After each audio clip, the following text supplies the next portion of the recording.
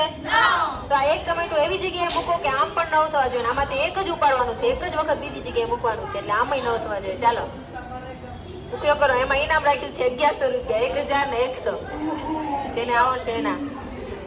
ચાલો mind test game છે. નજીકથી આ બાજુ હોય બેટા દેખાય. ચાલો આ કેટલા થયા?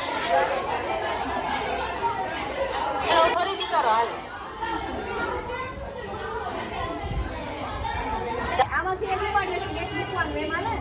ચાલો જલ્દી કમોન.